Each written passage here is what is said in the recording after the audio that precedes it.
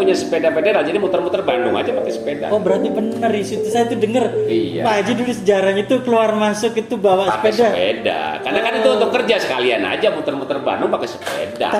Pak Haji itu sebenarnya hobi burung nggak sih? Jadi karena saya terdagang usaha di perburukan basicnya bukan dari penggemar burung.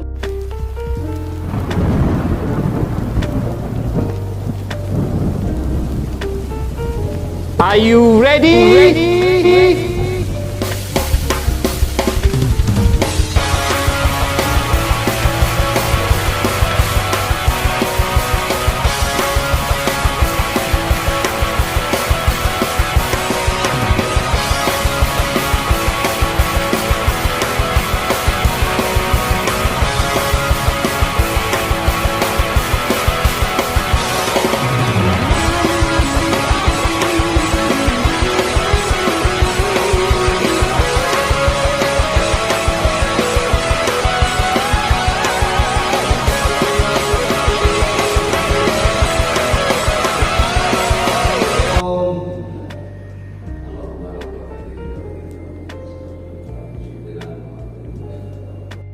Assalamualaikum warahmatullahi wabarakatuh. Halo Sobat Kicamania, apa kabar? Salam sehat selalu. Sobat, kali ini saya merasa bangga bisa datang ke kantornya orang yang sangat istimewa, tokoh yang sudah terkenal bahkan di seluruh Nusantara. Pasti tidak perlu basa-basi, banyak perkenalan, semua pada tahu dengan Haji Mahfud Salaman atau dikenal dengan Haji Ebot. Pak Haji, apa kabar Pak Haji? Baik Om Giri. Jadi panggil saya jangan Haji, Kang Ebot. Kang Ebot sekarang. Kang Ebot kan masih muda. Iya. Wah, itu kesannya udah tua gitu. Terima kasih banyak Pak Haji atas kesediaan waktunya. Jadi tujuan untuk interview ini kami ingin terutama Kicamania ingin tahu sejarahnya Pak Haji sedikit yang pasti sangat menginspiratif. Kicamania Pak Haji. Sejarah tentang apa? Ya perjalanan karir Pak Haji. Karir. Kita kan bukan berkarir, jadi bukan karir lah. Apa itu Pak Haji? Hidup lah gitu kan. Hidup sampai saat ini mungkin. Betul. Jadi betul. gini Om Giri, saya itu basicnya itu dari kampung, dari daerah Jawa Tengah, Kebumen, Kebumen. Jawa Tengah. Saya lahir tahun 73, di saat ini berapa? 49 tahun begini. 1 tahun lagi berarti saya 50 tahun. 50 tahun. 73 saya pendidikan formal saya itu hanya sampai SMP. Putus sekolah. Ya, lulus kalau SMP punya ijazah SMP. Tahun 88. Terus pernah merantau berapa tahun 89 saya pernah ke Bekasi, tahun 90 ke Bandung. Jadi nyaris dari tahun 90 sampai sekarang saya posisi di Bandung Raya. Ya, kalau orang Cimahi kan ngakunya orang Bandung. Jadi kalau Bandung Raya itu kan dibagi empat. Wilayah Kota Bandung, Kabupaten Bandung, Kota Cimahi, Bandung Barat. Itu termasuk Bandung Raya. Tapi kalau orang luar, orang Sumedang juga ngakunya orang Bandung juga. Jadi saya di daerah Bandung itu dari tahun 90. Berarti usia saya baru berapa? 17 tahun. 17. Oh, merantau dari usia segitu. 17 tahun ikut kakak. Itu sendiri. Kakak kan kalau di kampung saya itu ke Bandung itu jadi karyawan jahit konveksi. Jadi biasalah kalau ikut konveksi ikut orang, bosnya itu pada kala merekrut sebuah karyawan kan ada yang bisa jahit, ada yang tenaga harian yang tukang buang benang. Saya ikut kakak udah bisa, saya kerja yang lain lah gitu kan, lama-lama bisa jahit juga gitu kan gitu. Jadi Kang Ebot ini dulu penjahit. Ya, jahit. Penjahit konveksi itu. Iya, konveksi bisa. Punya skill. Ya. Karena Jahit. banyak yang mengira itu Kang Ebot itu lahir kaya gitu loh, brojol kaya. Enggak ternyata ya. Saya di tahun 90 ikut kakak. Itu ngontrak di daerah Bandung Sumbersari itu yang ini setengah bilik. Jadi bawa itu sebulan itu cuma 25.000 saat itu. Cuma 25.000. Jadi dari Sumbersari tembok setengah bilik 25.000. Jadi dengan tetangga bisa saling ngintip itu bisa. Yang asiknya itu kan kamar mandinya kan bareng-bareng. bareng-bareng. Iya, jadi pagi-pagi gitu kalau mau mandi ya bawa gayung, isinya sabun, nah betul. odol. Betul. Ngantri juga ya, Iya, kamar mandinya ngantri. Tuh ya. Itulah, tapi di lingkungan kontrakan itu, disitulah saya bisa belajar tentang kehidupan. Kenapa? Saya saat kecil itu kan di kampung saat pulang sekolah kerjaan saya itu kan ngarit.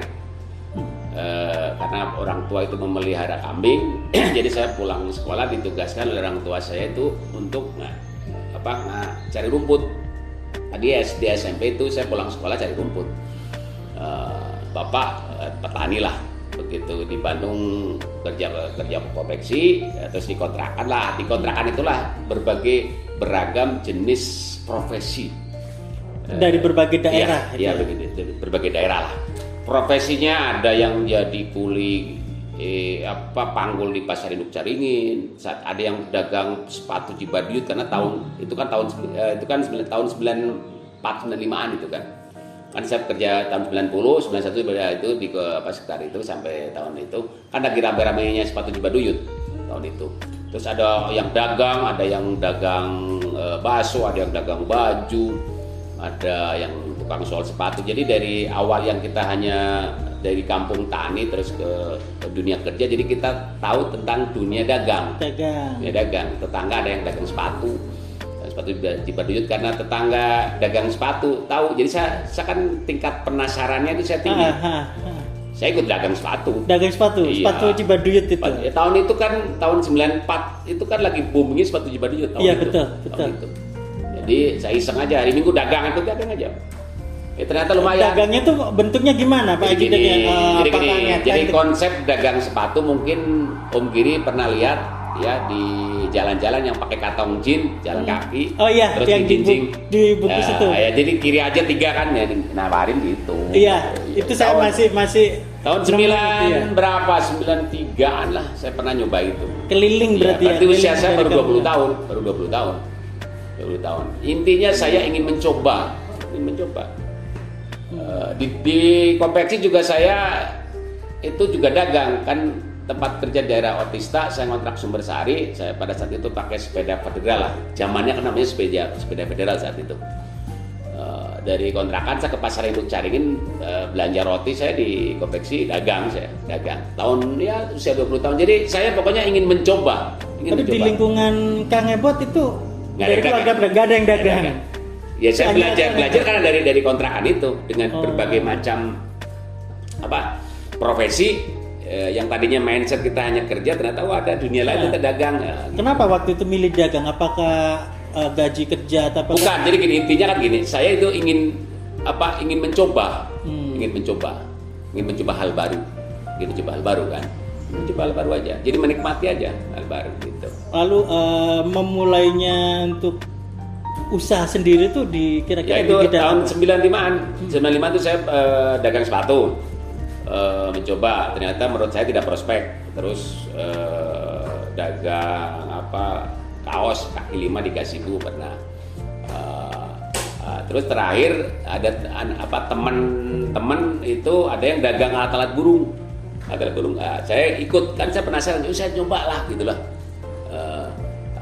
Ternyata di alat-alat burung itulah menurut saya prospek. Karena prospek ya selama setengah tahun terus saya keluar kerja. Karena pada saat saya dagang sepatu, saya dagang sampingan semua itu. Sampingan, jadi nggak fokus. Paling dagang 2 kali lah seminggu. Yang lain kerja. Karena kalau kerja jahit itu kan borongan. Jadi nggak kerja sehari 2 hari boleh. Gitu. Tapi itu masa-masa bujang atau gimana? Masih bujang. Saya nikah kan usia 30 tahun. Sedangkan itu saya baru 20 tahun, 21. Jadi masih bujang. Berarti memulai bisnis yang merambah burung itu masih bujang. Di usia saya kan gini. Saya kan 94, 95, usia saya 21, 22 tahun. Yang mungkin anak sekarang usia itu masih sama main, saya sudah berani mencoba gitu. Apa yang membuat Pak Joko begitu ngoyonya gitu untuk bukan ngoyo. Jadi gini, saya menikmati. Di usia muda gitu. Saya sebenarnya nggak ngoyo, karena saya itu hanya suka tantangan yang baru, saya ingin mencoba. Bukan ngoyo, bukan. Karena apa? Kalau ngoyo itu memaksakan fisik, kalau saya kan menikmati. Enggak, maksud saya daripada kan usia seperti Pak Tangebot bilang kan usia yang menarik, banyak hal yang menarik kan itu main kayak nongkrong macam-macam. Kok Kang Ebot kok malah milih dagang gitu loh kan? Ya kan karena kan gini. Belum menghidupi keluarga kan itu gini. gitu. Di usia itu kita kan karena dari kampung ke Bandung, terus kalau seusia saya saat itu kan orang pada sekolah. Betul. Kalau kita nggak sekolah, jadi kita tahu diri, jadi bergaul ya dengan lingkungan ya kalangan grassroots lah, kalangan bawah lah. Pedagang kaki lima, ya kulit, pedagang asongan kan gitu. Kalau kita ke level atas, kita kadang-kadang kan minder juga. Ya udah karena lingkungannya memang pada dagang, ya saya dagang itu menikmati juga, menikmati gitu. Jadi walaupun perekonomian sudah bisa cari sendiri dan waktu itu nggak ada niatan melanjutkan sekolah atau gimana atau sudah sudah nggak butuh, udah bisa cari duit sendiri. Sudah lupa karena jarak gapnya kan gini dari tahun itu kalau saya lulusan SMP ke 1991 juga masuk SMA juga udah tua juga kan. Tua banget ya. Iya. Dan kecuali kalau kejar paket gitu kan. Itu kan nggak usia nggak mempengaruhi kan. Gitu. Dan sudah nggak butuh lah ibaratnya karena sudah betul bertahan hidup sudah tahu caranya gitu Ci ya. 95 saya itu ketemu dengan teman yang dagang alat-alat burung, disitulah titik balik. Itu ketemu dia usaha kayak gimana dia? Jadi gini, teman namanya Pak Sarip udah almarhum, punya anak namanya Agus. Pak Sarip itu suka bilang, oh anak saya suka dagang ini loh alat-alat burung gitu. Ya udah saya datang ke rumahnya, saya ikut gitu loh. Saya ikut. Di pasar burung? Enggak, di rumah. Saya ngambil barangnya, saya dagang gitu loh.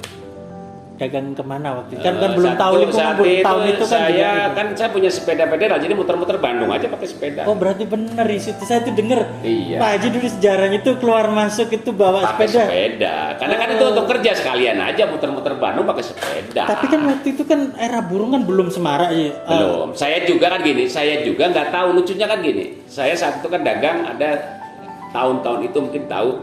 Tahun 95 itu ada tangkringan itu kan dari mahoni. Ada tangkringan kenari yang kecil, ada kecilnya, terus ada tangkringan wambi. Pas saat itu kan burungnya namanya wambi. Betul. Kenari, wambi, terus oksai sama murai. Saya dagang tangkringan, gitu nawarin ke kios burung. Burungnya saya belum tahu. Belum pernah. Belum tahu kan saya itu nggak tahu tentang burung, nggak tahu tentang burung. Ya karena kan gini, kita dagang itu karena ada untung aja, nggak tahu, pokoknya tahunya tuh tangkringan kenari, tangkringan poksai, wambi, murai, burungnya kenari seperti apa, wambi seperti apa nggak tahu. Yang penting ini laku aja kan gitu. Iya dan saya itu juga punya pertanyaan penasaran sudah lama nih Ji. Dan saya pun oprek di jejak digital ini makanya ketemu saya tanyakan. Saya itu belum pernah lihat Pak Haji itu bermain dengan burung atau dengan pertanyaan saya itu Pak Haji itu sebenarnya hobi burung nggak sih? Jadi karena saya terdagang usaha di perburungan basicnya bukan dari penggemar burung, karena basicnya hanya bahwa di situ ada peluang cari untung. Jadi saya termasuk egois atau materialistis kan. Jadi di perburungan tidak hobi burung tapi cari untung di perburungan. Kalau sekarang udah senang. Oh sekarang, tapi udah lama atau baru-baru aja? Udah lumayan ada burung di rumah kenari udah. Apa yang bikin akhirnya seneng sama burung? Ya kan malu kalau dagang sakat tapi di rumah nggak punya burung kan malu ditanya. Kalau bohong kan nggak mungkin, kan harus punya. Tapi seneng denger apa cuman buat itu aja image saja. ada ya. Nah, terus waktu itu kok berpikir bahwa ini prospek akhirnya terbukti besar. Waktu itu apa yang dibayangan Pak Haji? Kan pasti untungnya barang-barang burung kan waktu itu paling 1.000-2.000 gitu. Gede kan malah. untungnya. Jadi gini. Karena Bandung itu kan termasuk kota kreatif, jadi pionir kan gini kalau kita lihat Sangkar. Yang pertama bikin tentang gantungan, tentang takirnya itu orang Bandung, baru dikirim produsen baru kirim ke Jakarta, ke Jogja, Semarang, Surabaya, itu kan. Jadi tetap kreatif itu dari Bandung. Karena saya yakin bahwa produk itu saat itu yang bikin orang Bandung, jadi manakala saya jual ke Jakarta, saya jual ke Surabaya, dan itu betul gitu loh. Jadi pusat kreatif itu dari Bandung, begitu. Dan akhirnya Pak Haji kan waktu itu kan mindsetnya kan belum ke pengusaha profesional, tapi kok tiba-tiba ada di benak Pak Haji itu sebuah brand, padahal waktu itu belum zamannya belum di merek-merekin gitu kan. Nah, itu betul proses kan gini. Saya kan beda, dagang dengan produksi itu hal berbeda. Dari tahun 95, 96, 97 saya dagang belum produksi. Jadi belum ada brand, belum ada. Karena saat itu kan jenis barangnya juga mungkin tahu gak ada gantungan apa? Itu dulu gantungan kawat, gantungan cenlung, Betul, seperti ya. itu kan, terus tangkringan. Cuman itu aja. Terus dulu saat itu kan ada variasi plastik tempat kroto, terus variasi untuk tangkringan seperti itu kan. Jadi kita hanya ambil. Jadi kita dagang pada saat itu belum ada brand. Ebot Jaya belum ada. Brand-brand lain juga belum ada kan? Belum ada. Tahun itu juga perburuan. Atau jangan-jangan Ebot Jaya ini brand pertama kali di dunia persangkaran burung ya? Kalau sangkar ya, nanti itu mah kesininya. Pokoknya tahun itu kita yang rame hanya dagang.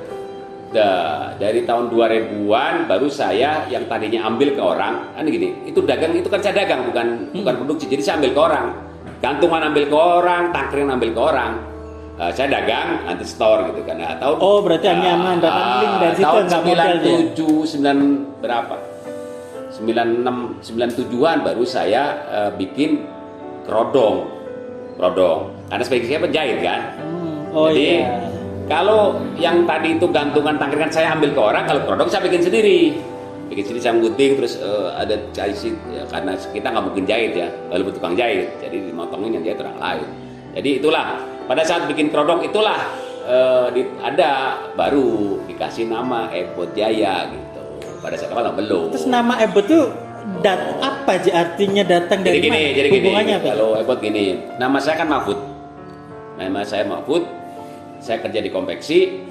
Teman-teman saya kan kebanyakan orang Sunda, ada orang Tasik, orang Cililin, orang Garut, ya, orang Cianjur. Jadi pada saat manggil saya kan pot gitu kan, ya kan J-nya sulit kan, pot gitu. Ya udah, karena daripada pot jelek, kata kakak saya, ya udah panggil aja Ebot gitu kan. Ya udah, dari itulah diproklamirkan namanya Ebot gitu. Jadi produk pertama Ebot tuh kerodong ya? Kerodong. Nah, terus gini, kita kalau dagang dulu kan bikin bon kan ke percetakan lah. Kan kalau hanya Ebot aja kan nggak pantas. Kita lihat, kalau toko bangunan ada Jaya, ya udah kasih Ebot Jaya gitu. Kan katanya doa. Kalau nggak salah, iya waktu itu kan yang ngetren tuh yang kerodong-kerodong transparan yang tipis-tipis tuh. Apa namanya Abutai. Iya. Kan gini, saat itu kerodong itu juga udah mahal. Di tahun 98-an itu termasuk kerodong prestis. Karena orang kan selalu tahun-tahun itu sangkar pakai koran, iya betul, pakai sarung, pakai kaos, pakai kantong terigu. Tahun-tahun itu belum ada yang. Berarti itu malah yang bermacet karena pengalaman konveksi. Jadi budaya kerodong itu. Iya. Tapi saya juga bukan pionir, saya juga niru orang juga. Tapi minimal saat itu pokoknya kerodong itu masih barang mewah karena masih jarang orang punya burung dikerodongin.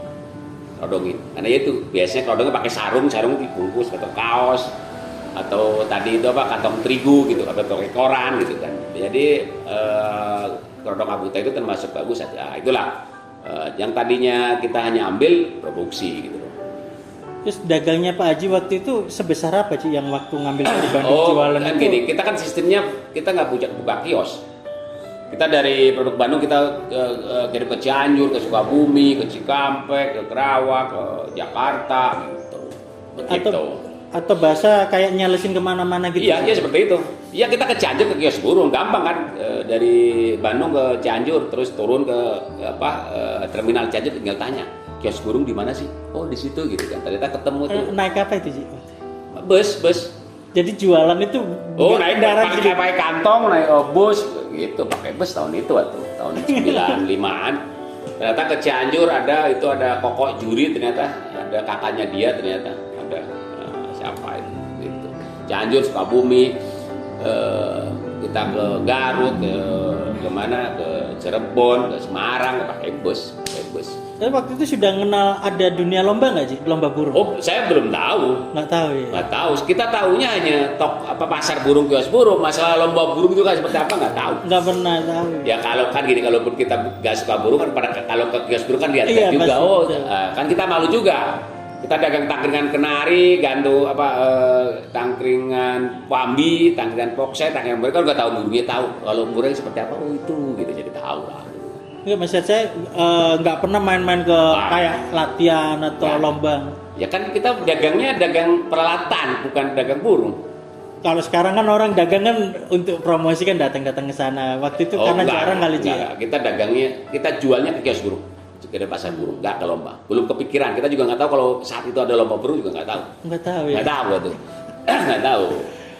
Terus geser akhirnya itu makin berkembang jadi akhirnya memilih untuk produksi sendiri atau gimana waktu itu, atau ada ikut orang dulu atau gimana? Jadi gini, saat itu kan kita ngambil ke orang, yang lain ambil orang, terus kita bikin sendiri kerodong kan, lama-lama gantungan, dan itu juga bikin sendiri juga, yang tadinya ambil bikin.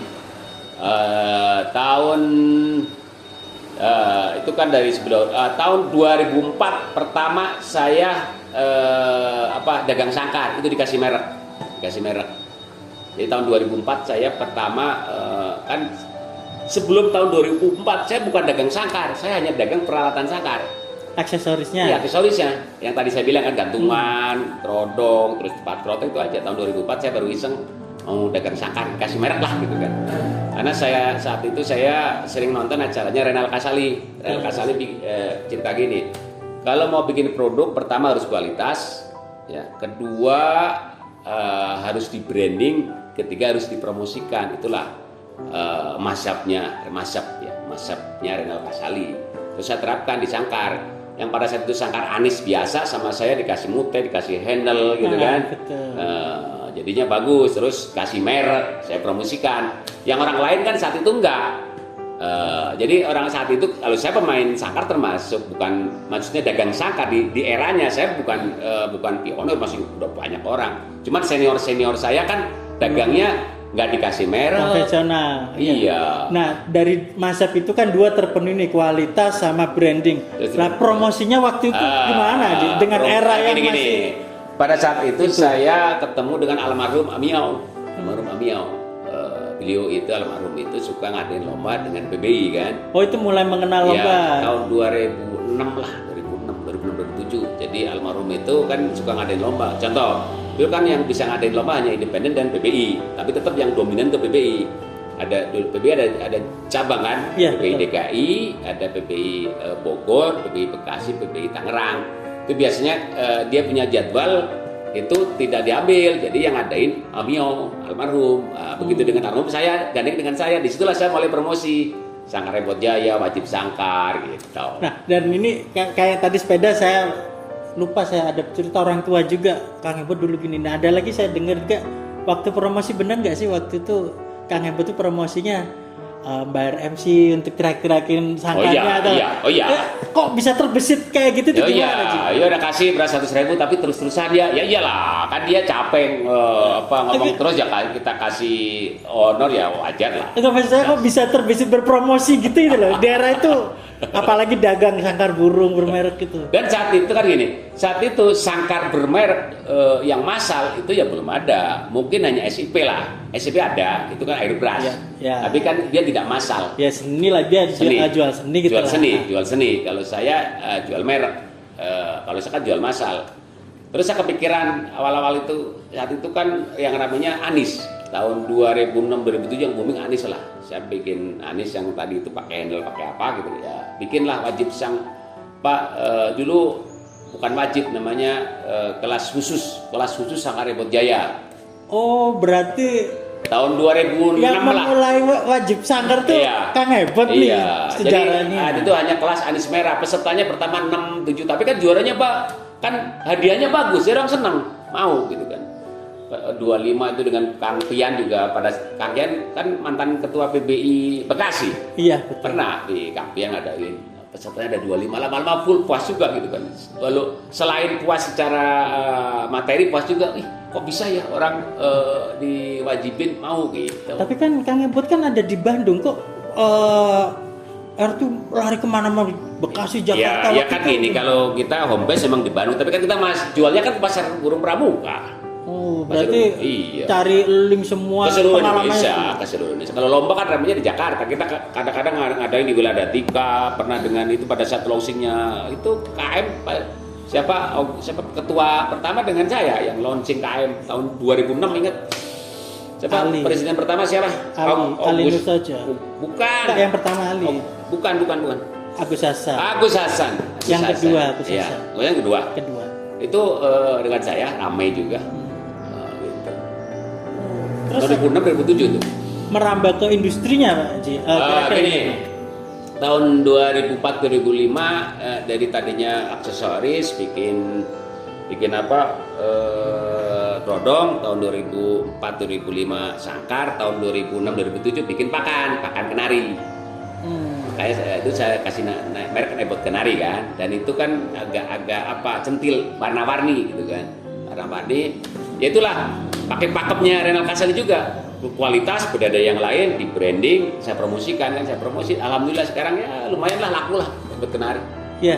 Terus Ebot Kenari juga saya bikin 3 kemasan kan, ada kemasan saset, ada kemasan toples, ada kemasan karton. Jadi satu merek 3 kemasan. Itu juga perintah dari Renal Kasali. Namanya strategi mengepung pasar. Jadi satu merek 3 kemasan. Kalau era itu kemasan-kemasan yang lain itu kayak gimana waktu itu Ji? Apa? Ya gini kita sebut merek gini. Kalau yang bermain di biji-bijian kan Goldcoin ada. Ada Puni duluan. Kalau Goldcoin itu kan dari tahun 2000-an. Dia tahun 2000, tahun 2019 dia kan dulu inget saya bintang iklannya pakai almarhum Basuki Pelawak itu. Iya. Kalau Bonik Jakarta menguasai. Kita sebut merek masalah. Dan mereka itu senior. Saya tahun 2006 baru terjun pakan gitu. Tahun 2006 terus tahun 2010 baru bikin vitamin buat fit, buat jos. Alhamdulillah lumayan gitu. Tapi kok berpikir ke sana Pak Haji itu waktu itu dapat masukan gimana kok lari ke vitamin, kan itu butuh orang-orang yang di bidang itu. Oh kan kita udah terkenal, karena terkenal ya harus jadi udah kagok basah lah, harus nyemplung sekalian begitu. Tapi benar-benar semuanya tuh dari nol atau ada Dari yang nol. modali orang? Oh Enggak, aku dari modal nol, itu enggak ada. dari nol. Mungkin orang tahu tahun 99 saya ngontraknya di Babakan Cipare, ada banyak orang yang tahu lah kondisi saya awal di Babakan Cipare seperti apa. Saya hanya punya mobil satu SS box gitu kan, sampai saya bisa bangun pabrik ini. Model bewok itu tahu awalnya. Kalau Alam di sana tahu nggak? Tahu semuanya. Tapi dengan sepak terjang begitu masih belum cinta burung itu waktu itu, Pak Haji. Begitu banyaknya dalamnya terlibat dalam lingkungan burung. Belum. Masih belum juga. Karena masalahnya apa? Saya dulu kan ke tempat kerja penuh, terus saya rumah ngontrak kecil, nggak mungkin kan. Mobil pribadi juga nggak punya kan. Dan karena dagang tuh banyak mobilitas apa nggak? Saya kan nggak terus ya. mobil pribadi baru-baru kemarin, karena saya fokus di dagangnya. Jadi saya tidak terlalu mendahulukan rumah, tidak terlalu mendahulukan mobil. Yang penting usaha jalan. Saya punya mobil baru 5 tahun terakhir, yang mobil punya rumah. Apanya banget.